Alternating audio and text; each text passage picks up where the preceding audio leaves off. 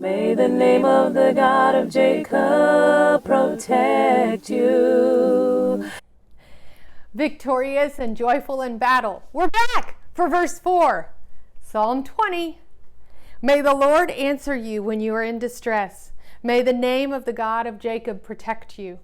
May he send you help from the sanctuary and grant you support from Zion.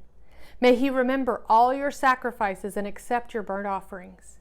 May he give you the desire of your heart and make all your plans succeed. We will shout for joy over your victory and lift up our banners in the name of our God. May the Lord grant all your requests. Now this I know, the Lord gives victory to his anointed. He answers him from his heavenly sanctuary with the victorious power of his right hand. Some trust in chariots and some in horses, but we trust in the name of the Lord our God. They are brought to their knees and fall, but we rise up and stand firm. Lord, give victory to the King. Answer us when we call. We're there for verse 4, and we're going to combine 4 and the last part of 5, and then do the rest of 5 for the next video. But may he give you the desire of your heart and make all your plans succeed. May the Lord grant all your requests. Yeah, wouldn't that be awesome? Wouldn't that be great? Oh, yeah. I mean, it reminds me of Psalm 37, verse 4, that says, delight yourself in the Lord, and he will give you the desires of your heart. Sounds like a perfect formula for getting what we want, what we really, truly, deeply want.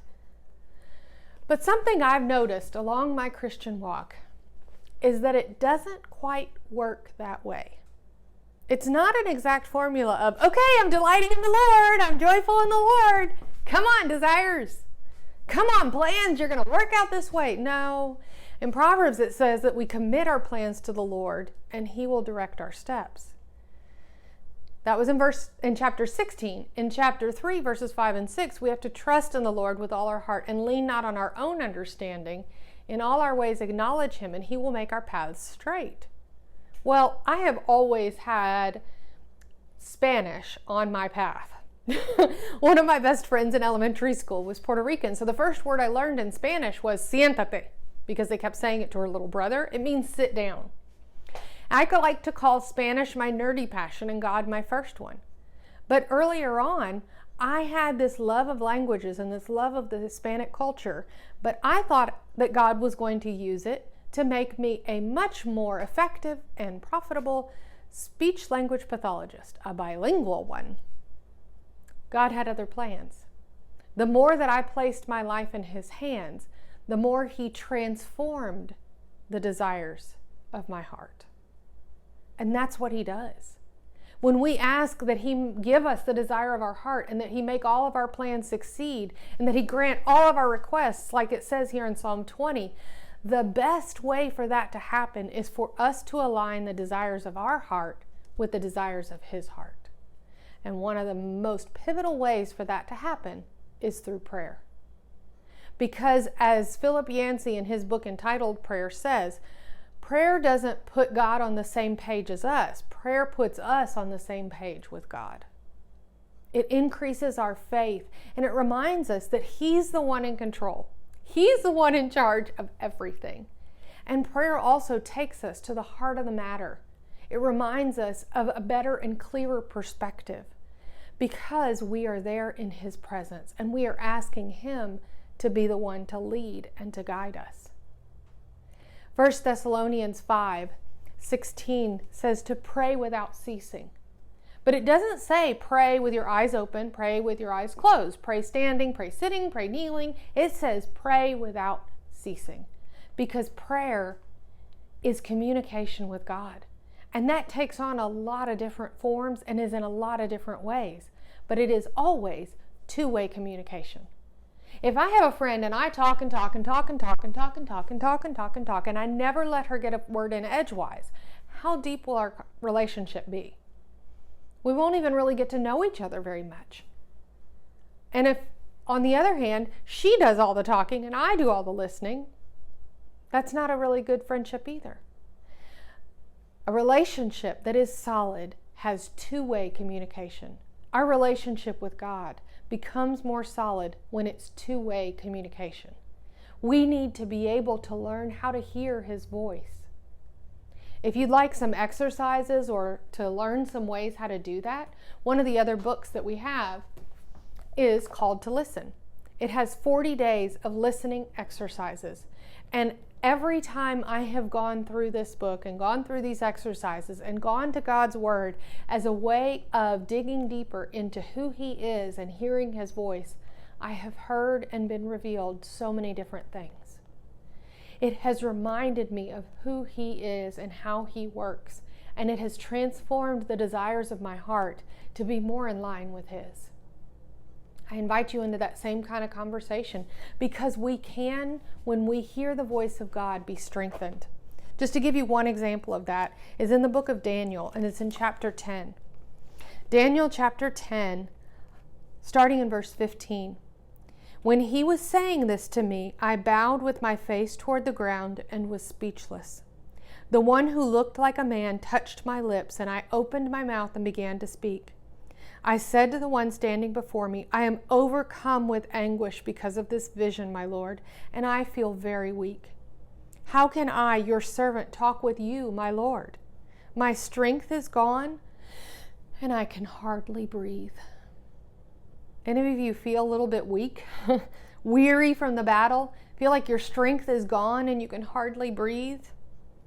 Well, the verse continues in 18. Again, the one who looked like a man touched me and gave me strength. Do not be afraid, you who are highly esteemed. He said, peace, be strong now, be strong. When he spoke to me, I was strengthened and said, speak, Lord, since you have given me strength. We gain strength when we hear the voice of the Lord. He transforms the desires of our heart when we are in continued communication with him. And he reminds us what it truly means to be victorious and joyful in battle. Because that victory may not look exactly like we would have planned. But he promises that it is true. One of the biggest things that happens through prayer is that our faith is strengthened. The persistent widow in Luke 18. Then Jesus told his disciples a parable to show them that they should always pray and not give up. He said, in a certain town there was a judge who neither feared God nor cared what people thought. And there was a widow in that town who kept coming to him with the plea, grant me justice against my adversary. For some time he refused. But finally he said to himself, even though I don't fear God or care what people think, yet because this widow keeps bothering me, I will see that she gets justice, so that she won't eventually come and attack me. And the Lord said, listen to what the unjust judge says. And will God not bring about justice for his chosen ones? Will he keep putting them off? Those who cry out to him day and night? I tell you, he will see that they get justice, and quickly. However, when the Son of Man comes, will he find faith on this earth? When we cry out to God and ask him to give us the desires of our heart, when we cry out to him and ask that our plans succeed, are we crying out in communication with the one that has the power to do something about it? That's why the persistent widow went to the judge, because he was the one that had the power to do something about it. And she cried out to him in faith. And when we cry out to him in faith, and when we listen for his voice, he may transform the desires of our heart, but he promises to give us victory and joy in the battle. Thanks for joining us for verse 4. Stay tuned for verse 5. May the Lord answer you when you are in distress. May the name of the God of Jacob protect you. May he send you help from the sanctuary and grant you support from Zion. May he remember all your sacrifices and accept your burnt offerings. May he give you the desire of your heart and make all your plans succeed. make all your plans succeed. May we shout for joy over your victory and lift up our banners in the name of our God. May the Lord grant all your requests.